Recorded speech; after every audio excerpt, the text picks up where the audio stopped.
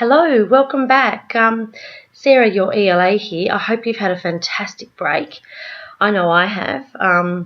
It's been a really nice couple of weeks, full of family and festivities and so forth. Crazy cousin time for my 3-year-old, Georgie, and my 5-year-old, Claudia. Hope you've all had a lovely time too. I know some of you may not be celebrating Christmas, but at least having a lovely break. Happy New Year too. I went to a wedding on New Year's Eve, which was a bit of fun. Haven't done that before, so a nice way to remember your wedding anniversary, I suppose. Look, I just wanted to say welcome face to face. We've had a break. It's nice to touch base and just remember there is a person behind the emails and the discussion board forum from me as such. So I'm here anytime you need me. Any general queries, post them on the discussion board because, as you know by now, I'm sure a lot of you are probably feeling the same about certain things, and it really helps. Otherwise, I am available on email too. I think first things I wanted to sort of touch off on is assessment 1. Have you all been able to find the detailed feedback I provided you? I hope so. If not, let me know. I can point you in the right direction, and I hope you found it constructive. Some key takeaways from that for me were just everyone's ability to make sure you're answering the question effectively, as in addressing the assessment criteria, the rubric provided. Make sure you're using literature as well, as in Metzger and so forth. So for 2B coming up, there's going to be quite a bit of literature you can draw on for your reflections, such as the readings in weeks. I think it's 4 and 5 that will help you with your reflection there too. The conclusion was interesting too. A few people fell over with that in that they weren't able to pull all their ideas, draw all the ideas together. It was worth 25%, so it's a chunk of your marks. So do spend quite a bit of time on things like that as well. If you need any further feedback, let me know. I'm more than happy to help out at any time too. On that note too, we've had a lot of discussion and been spending a lot of time, even over your break, I see for some of you in your group wikis on 2A.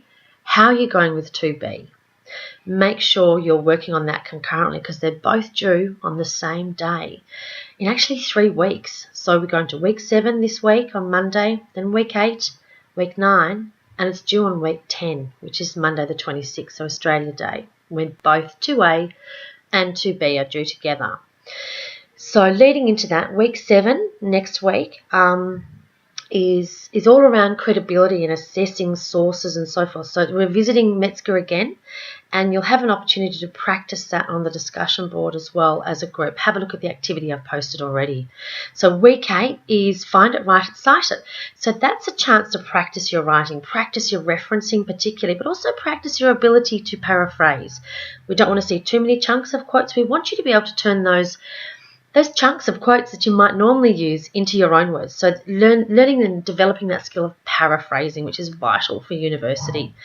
Then week 9, you'll post your link to your presentation in the group discussion board. So you can give each other feedback. So try and aim to do that early in week 9. And you might make quite a few changes and so forth from the feedback you receive from your peers.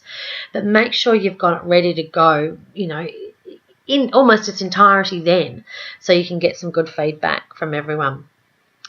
The final thing I want to touch on is setting some goals for your studies for the remainder of this teaching period, and then helping you build that ability to set goals for future teaching periods.